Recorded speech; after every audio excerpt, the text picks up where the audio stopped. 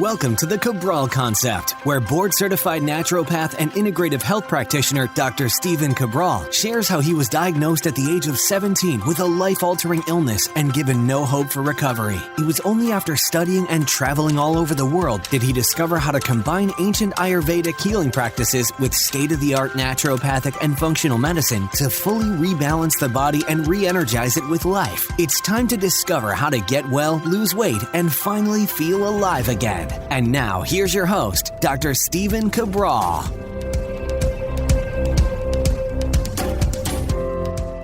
Hi, everyone, and welcome back to the Cabral Concept. Thanks for joining me here today on this Total Wellness Tuesday show. I'm excited to share with you some research that many people have not heard of yet, and it actually was a Nobel Prize-winning discovery back in 2012, and only now is it starting to make the news. And I'm going to give you some of the reasons why it's taken about 8 years for it to become more mainstream, and the implications that it may hold for actually reducing, or I should say extending lifespan by about 20 years in humans. And I'm excited about those notions because what it's doing is it's following a philosophy that I believe in, which is I'm all for extending human life if it can be done while also giving us quality of life. So I don't think that we need to extend people's lives if they are living on a dozen different medications, they're living with joint pain and shortness of breath and all sorts of issues, right, that come along with aging. But if we could fix those, we could give people back their energy and their youth, then of course I think many people would like to live a longer life. And so, we do that in natural health, there's no doubt about it, but what if you could use natural health and you could combine that with state-of-the-art medicine? So I believe there is a time and place for both. And again, I've always said that and I maintain it. And here's why. So the average person in the U.S. lives somewhere between like 74 and 77 years right now. It actually just went down from 75 years for men and about 78 years for women. And the average lifespan has actually gone down. Now, again, this is all of our medical technology, and we're supposed to be living longer, but that's not the truth. And it actually came out that this generation that was born is actually not going to outlive their parents, not necessarily in terms of them not living longer than their parents in their lifespan, but actually their life expectancy will be shorter. A lot of people misinterpret that particular phrase. But it does mean that average lifespan for them might be another year or 6 months or so shorter, maybe even 2 years.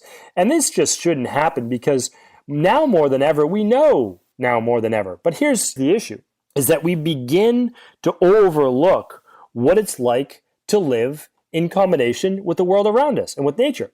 So even though we have more and more treatments for this and that, what we don't do is, okay, we still pollute our environment. We still create lots of toxins. We overlook the issues with the 77,000 man-made chemical and cancer-causing carcinogens. We overlook the potency of EMF, not in minor dosages, but in major dosages. We overlook not the minor dosages of pesticides, but the major dosages we accumulate over a lifetime. We overlook stress. We overlook the importance of food. Now more than ever, we're just trying to find what's the cheapest and fastest food that we can make. And many of them are fake foods, right? You check out my previous podcast on the fake meat industry. Unless we're using whole foods to make these plant-based meats, if we're just making them in a lab, well, people are just going to be more and more sick. So, if you're in the natural health field, if you're an integrative health practitioner or you're even looking more into it, this makes sense. If you poison an organism, it's not going to live as long. And what we're doing right now in our world is we are slowly, over a course of a daily basis, slowly poisoning the human people, right? We're just polluting their environment. The air we breathe, the water we drink, and the food we eat. And that goes in addition to blue light at night, which throws our circadian rhythm, and stress, which throws off our mind, mood, and metabolism. So again, we need to really look at this from the de-stress point of view, right? The de-stress protocol, which I talk about in my book, The Rain Barrel Effect, and I talk about all the time on the podcast. It's diet, exercise, stress reduction, toxin removal, rest, emotional balance, supplement protocols, and success mindset. We really need them all. And people say, well, you don't really need supplements if you're eating a clean diet. I used to believe that, but it's simply not based in fact at all. Not with, if you check out my show on fresh versus frozen versus cooked food, if you check out my book where I talk about soil degradation, you can be eating a clean, whole food, organic diet. I could look at your micros for the day, not your macros, and I would show you where you're under, whether it's calcium or zinc or B12, whatever it might be. And then I could also just show you in general on a lab test, like the starter kit. Here are your vitamin levels. Here are your mineral levels. This is what they are. You're either good or you're not, right? We have lab testing that shows that. What about your omega-3s? Well, unless you're supplementing with omega-3s or eating let's say mackerel, sardines, anchovy, trout, or wild salmon, those 3 to 4 times a week, well, your omega-3s are going to be off. And again, I test everyone and everything. My levels if I'm not supplementing with omega-3s and I eat a very good quality plant-based diet, not that like I do anything special, I have a pretty simple diet, but what I do is I really try to stay on top of that because I feel best when I'm eating well. So it's not like me trying to do anything special. It's me saying, hey, I get more out of life. I have more energy. I have better sleep when I'm eating well. So, but when I'm not, like my omega-3 to my omega-6 levels, or I should say omega-6 to omega-3, I'm about a 6.4 to 1 ratio. Now, you want to be below a 5 to 1, but ideally you want to be at a 3 to 1 because a 3 to 1 reduces your chances for a lot of cardiovascular issues and a lot of overall chances of health issues. So the only way I can get there is by supplementing. That's it. Or supplementing, like eating fish 4 times a week, and that would be sardines and wild salmon or trout or mackerel or anchovies. And so again, like these are things that we have to look at it. But if you're purposely doing that, well, you're eating a diet then that's supplementing with more fish if that's not typical for you. So you can look at it however you want. And again, I don't really make too much judgments along that, but I just want to let people know you can find out exactly what you need to. And that's the thing. So what I want to share with you today though is a discovery that you're going to hear more about. And I try to really break these what will be mainstream in the next couple of years ahead of time. Like I was talking about autophagy years before autophagy became more of a popular topic. And it doesn't mean, again, that I discovered it, not so much at all. What I do is I read the work of brilliant researchers and brilliant people. And I just have a diverse background. And I love to read. And when you combine a lot of just different life experience and a diverse background and seeing and overseeing 250,000 people, and again, just loving to accumulate information, that's what enables me to find this information and share it with you at a faster pace. And so that's also why I love doing a daily show, is I can refer back to all these previous podcasts and say, hey, check this one on autophagy. And that's what we'll try to do today. So if you've not heard my podcast on autophagy, actually I have a couple, you can check out stephencabral.com/1537. That's today's show notes. And what we'll try to do is link up a previous podcast on the Nobel Prize-winning discovery on autophagy. Wrote about it in my book, and I really believe it's the closest thing we have to the fountain of youth. But now let's check out this new form of stem cell therapy, which very well may be adding to this fountain of youth. So again, it's my belief that we are going to have breakthrough discoveries in terms of anti-aging within the next 20 to 25 years. I was saying that it's within the next 30 years, like about 5 years ago, and that's because I met with some really brilliant geneticists and PhDs and researchers at the University of Miami during a groundbreaking debut down there. That was about 5 years ago. And so I was speaking with them. I said, listen, when are we going to have real breakthroughs? Because we're not really doing anything right now to tremendously extend life from a conventional medicine standpoint. So when does that happen? Like when does the gene editing, when do all this take place? And the geneticist that I spoke with, I won't name his name because I don't know if he wants me mentioned in this, he said 30 years. And I was like, okay, that makes sense. Because when we look at Moore's Law and we look at the doubling of technology and the way that we're able to do these things, that made sense to me. So I think we're looking at 20, 25 years from now, but we have a lot of how we know it's going to happen. Now, what most people, I think, in the field of longevity are saying is that it probably won't happen from any one thing. It will be a multitude of different things that we will do.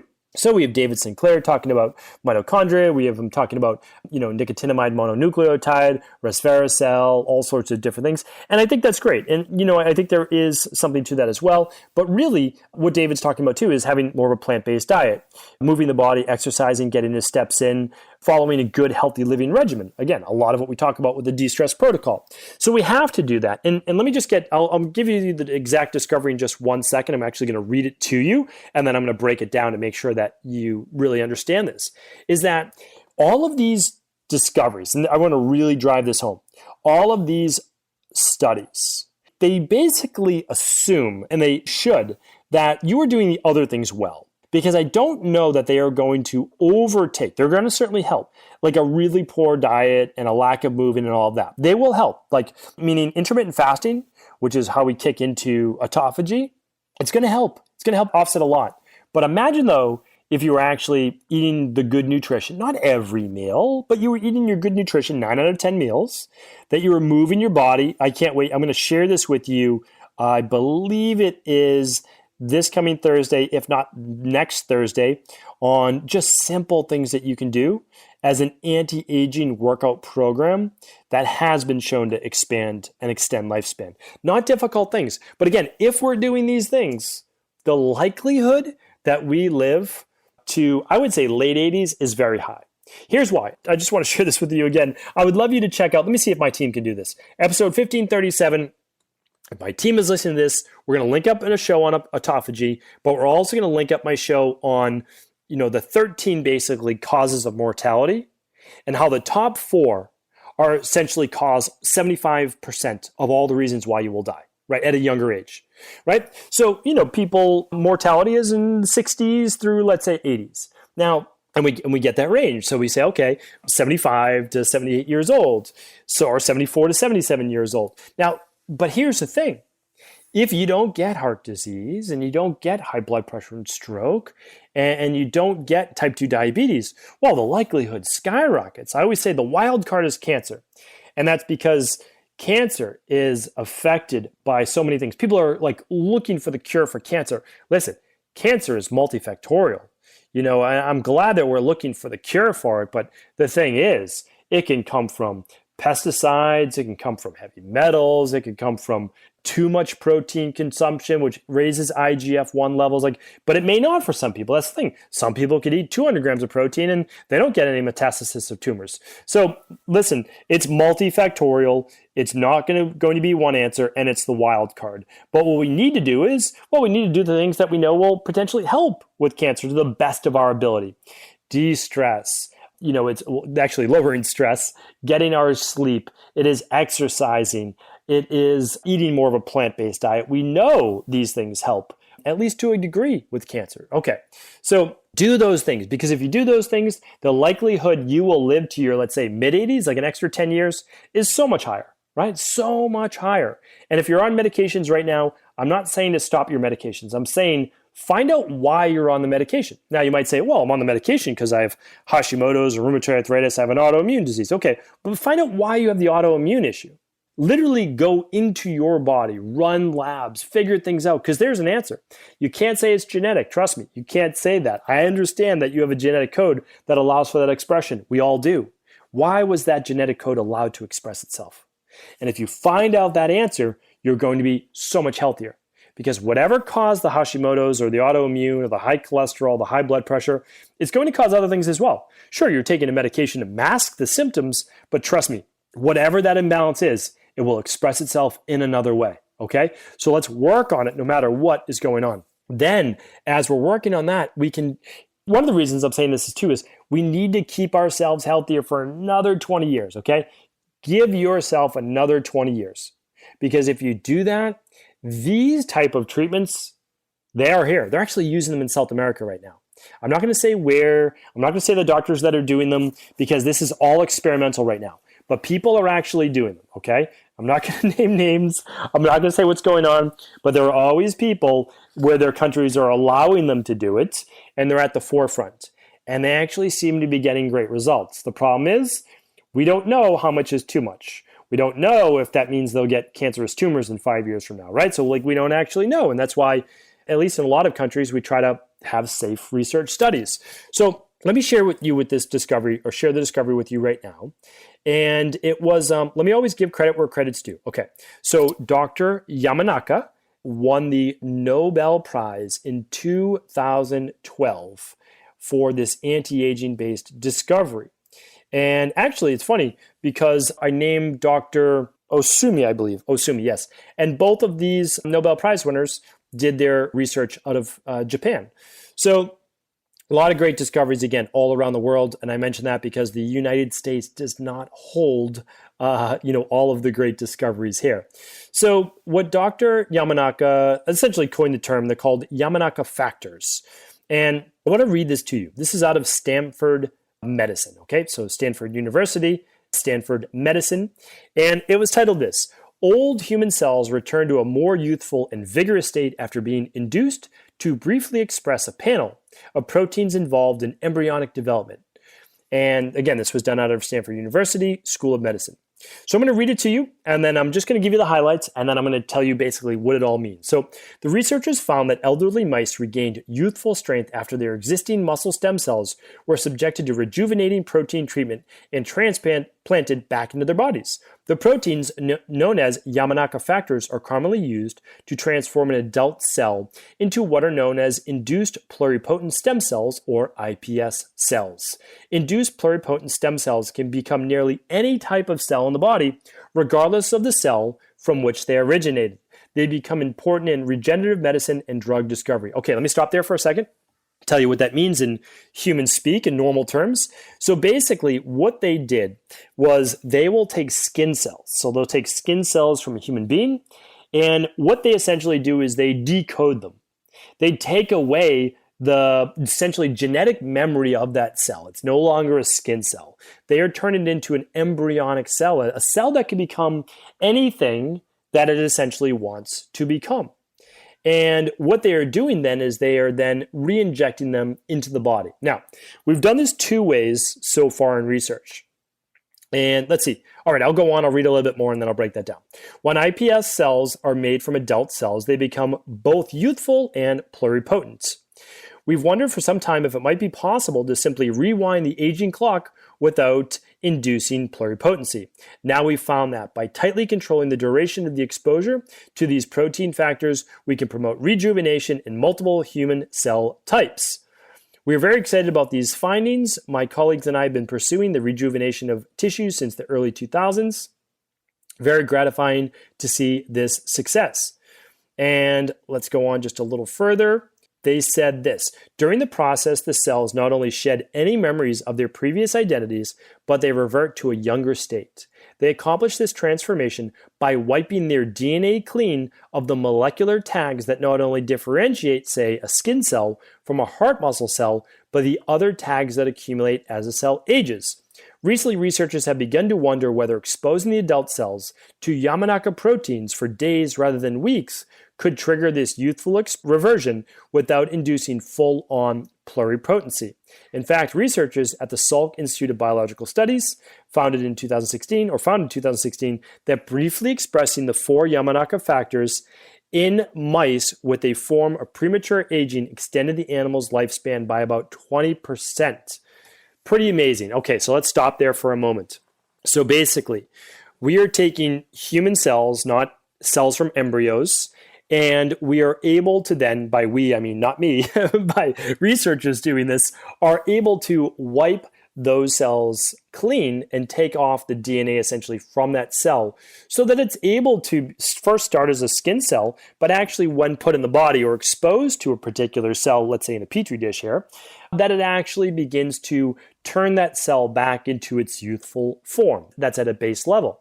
And when they have it basically in a cell dish, and now they've seen it in mice. I mean, that's how it works, basically. You can't get to humans yet until we're proving things that work essentially in mice or animals. And what they found, this is actually done in animal studies, that it extended the animal's life by about 20%. Well, I mean, that's pretty phenomenal. I mean, a 20% extension on life that's unheard of. That's unbelievable. And again, I've given you things on how sauna does that and like all sorts of different things. But think about it. Like that is, if you were going to live till 85 years old anyways, and I was able to extend that lifespan by 20%, you'd live 17 years longer, right? You would get 17 more years out of being a healthy human. I mean, that's unbelievable. So now we're going from, let's say, 85 years old, and we're adding that 17 years that a treatment like this would add. Now we're at 102 years old routinely. Meaning that like you would root people who kept their bodies healthy. They did their best. They weren't perfect. Like most people, myself included, listen to this podcast, not perfect, just doing your best. Still enjoying some cheat meals, still missing a workout every once in a while, just, a normal person, right? But you're doing your best. Mainly a plant-based diet. You're getting your 10,000 steps a day. You're trying to follow the de-stress protocol to the best of your ability.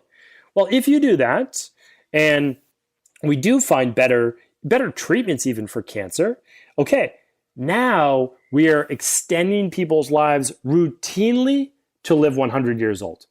Because I know there's a lot of researchers out there saying, well, the average human can certainly live to 120 years old. And I don't disagree with that. I'm not saying I disagree with that at all. But what we're going to have to do is make sure that the mind and the body can keep up. Because a lot of people at 120 years old, their bodies have been out of commission for a good 30 years, 40 years. So what I'm looking to do is say, how do we create youthful 100-year-olds? And it is treatments like this that are moving us in that direction. Now, not everyone believes in stem cells. Not everyone believes in this type of therapy.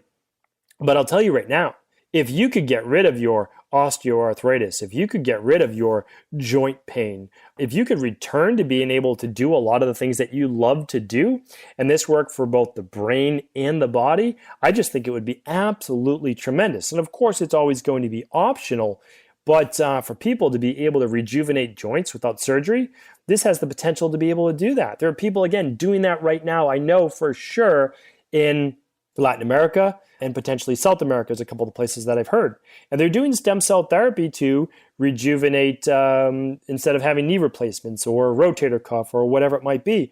So these are things I'm going to keep up on. I want to continue to bring them to you so that you do know. The next thing that we've seen, again, in the latest research, is that they've seen this in elderly people. And for those cells, they've already gotten to a point basically of rejuvenating skin cells by about 3.5 years more youthful. And by the way, this is in 4 days' time. Think about that. In 4 days, the cells start to return more to normal, to a more rejuvenated, youthful base cell. And in terms of the blood vessels, which, is not too much more important than your blood vessels, those got to 7.5 years younger. So we're not talking about 100 years away for these type of treatments. I think we're really looking at about 20, 25 years. I know that seems like a long period of time. I think we might have the first initial treatments maybe in a decade or so for now. But really perfecting these things. And remember, as more of these things come to light, there'll only be more discoveries, because what happens is we start to learn more funding goes into them, we're able to research more, and brilliant researchers come up with new ways. So there'll never be an end to what we are doing and discovering. But I do believe those people that are trying to keep their body healthy now are going to be able to reap a lot of these benefits in 10 years, 20 years from now. And you really deserve it. I think that you do. If you're working this hard right now to keep your body healthy to the best of your ability, why not be able to take advantage of this and really enjoy? Let's say you didn't even live longer, but you got to enjoy the last 20 years really pain-free, or moving your body to a greater ability, to not having that brain fog, to not moving towards more of a state of forgetfulness or memory lapse. I just think that humans deserve this. They really do, because I just don't know that we age as gracefully as we deserve, especially after working, 40, 50, 60 years. Why not be able to rejuvenate and enjoy, the last decade, 2 decades, 3 decades, 4 decades, whoever knows, or who knows how long it will be. So that's my goal for people for sure. I'm going to continue to be as integrative as I can. My virus-based videos, I'm showing you the conventional medicine side of it. I'm showing you the naturopathic side of it. So I'll continue to be as unbiased as I can. I'll bring you both sides of it. But of course, it starts with a good diet. It starts with exercise, stress reduction, toxin removal. You know the protocol by now. So hopefully this was helpful. I'm going to link up the studies. I'll link up the Stanford Medicine publication, which was first published in Nature Communications. The article I was quoting from was, again, originally provided by Stanford Medicine and originally written by Krista Conger, who deserves credit there as well, and the Yamanaka factors from Dr. Yamanaka, Nobel Prize-winner 2012. Really amazing people we have in this health-based field, so much appreciated. Thank you so much for tuning in. Of course, if this show was helpful, please do feel free to pass it along to anyone else you believe it could serve. Before you go, I wanted to ask you this question. What if I could teach you in just a couple of hours how to transform your thyroid, hormones, adrenal, cholesterol, blood pressure, blood sugar, weight loss, energy, mood, brain, pregnancy, anti-aging, or many other health-related issues? After 20 years in private practice, after seeing and overseeing 250,000 client appointments, I sincerely feel I have the real-world data and have found the answer you've been searching for. So what I've done is spent hundreds of hours of my own time refining what you need to know in order to uncover your underlying root cause health issues and then begin to rebalance the body and bring it back to a state of robust health and wellness. I'm going to teach you exactly what I do in my private practice so you can understand how you got here and now what you need to do in order to heal. You'll receive all of the important success checklists, protocols, and even ways to customize it to make the program fit your busy life. And you'll get all of this at a fraction of the price. Let me save you the time, money, energy, stress, and frustration of not knowing what to do next. Instead of reading dozens of books on the topic and seeing multiple practitioners, I will condense everything that you need to know in just a few hours of video tutorials that you can watch and listen to anywhere. Together, we will make this healing process an enjoyable one that you can take with you for the rest of your life. I wish you all of the best of health and happiness, and I hope to be able to guide you on your healing journey through my Health Results Accelerators. Simply choose the health imbalance you're currently suffering from, and by the end of today, you'll know what went wrong and how to get well again. I guarantee it. For details, head over now to stephencabral.com/courses.